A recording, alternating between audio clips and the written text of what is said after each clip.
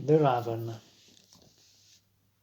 Once upon a midnight dreary, while I pondered, weak and weary, over many a quaint and curious volume of forgotten lore, while I nodded, nearly napping, suddenly there came a tapping, as of some one gently rapping at my chamber door.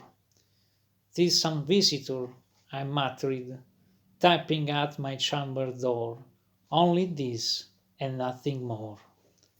Ah, distinctly I remember it was in the bleak December, and each separate dying ember wrought its ghost upon the floor. Eagerly I wished the morrow, vainly I had sought to borrow from my books surcease of sorrow, sorrow for the lost Lenore, for the rare and radiant maiden whom the angels name Lenore, nameless here forevermore. And the silken, sad, uncertain rustling of each purple skirting thrilled me, filled me with fantastic terrors never felt before, so that now, to still the beating of my heart, I stood repeating, "'Tis some visitor entreating entrance at my chamber door, some late visitor entreating entrance at my chamber door. This it is, and nothing more." Presently my soul grew stronger, hesitating then no longer. "Sir," said I, "or madam, truly your forgiveness I implore, but the fact is I was napping, and so gently you came rapping, and so faintly you came tapping at my chamber door, that I scarce was sure I heard you, ere I opened wide the door. Darkness there, and nothing more." Deep into that darkness peering, long I stood there wondering, fearing, doubting, dreaming dreams no mortal ever dared to dream before.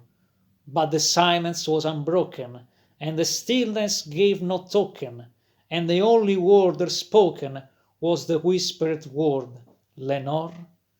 This I whispered, and an echo murmured black the word, "Lenore." Merely this, and nothing more. Back into the chamber turning, all my soul within me burning, soon again I heard the tapping somewhat louder than before. "Surely," said I, "surely there is something at my window's lattice. Let me see, then, what there is, and this mystery explore. Let my heart be still a moment, and this mystery explore. 'Tis the wind, and nothing more." Open here I flung the shutter, where with many a flirt and flutter in there stepped the stately raven of the saintly days of yore.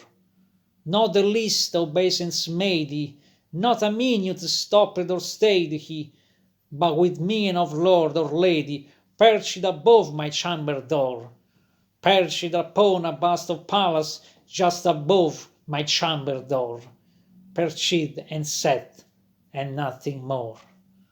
Then this ebony bird beguiling my sad fancy into smiling, by the grave stern decorum of the countenance it wore, "Through thy crest be shorn and shaven, thou," I said, "art sure no craven, ghastly grim and ansied raven, wander in from the nightly shore. Tell me what thy lordly name is on the night's Plutonian shore." Quoth the raven, "Nevermore."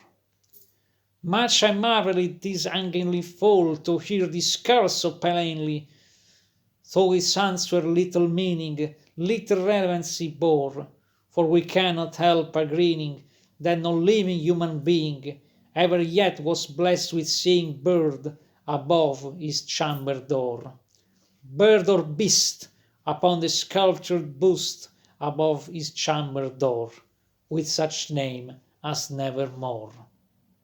But the raven, sitting lonely on the placid bust, spoke only that one word, as if his soul in that one word he did outpour. Nothing farther than he uttered, not a feather than flown before. till I scarcely more than muttered, other friends have flown before. On the morrow he will leave me, as my hopes have flown before.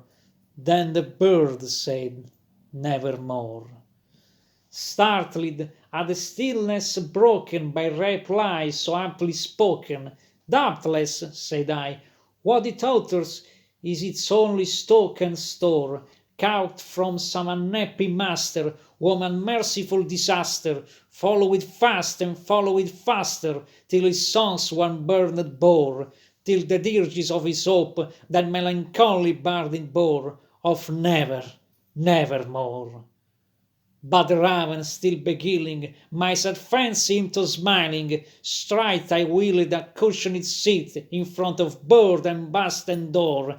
Then upon the velvet sinking, I betook myself to linking fancy hand to fancy, thinking what this omnibus bird of yore, what this grim and gangly, ghastly, gaunt and ominous bird of yore meant in croaking nevermore.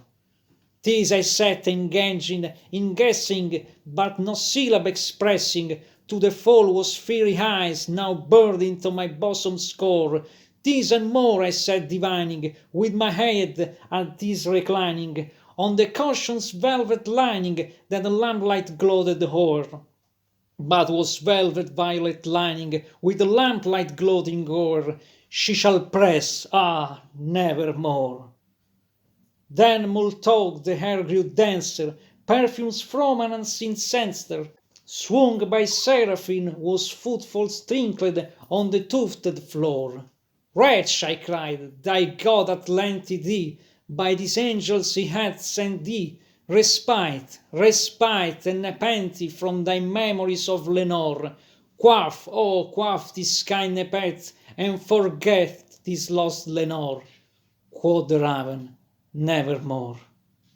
Prophet, said I, thing of evil, prophet still, if bird or devil, whether tempter sent, or whatever tempest tossed thee here ashore, desolate yet all undaunted, on this desert laid enchanted, on this home by horror haunted, tell me truly, I implore, is there balm in Gilead?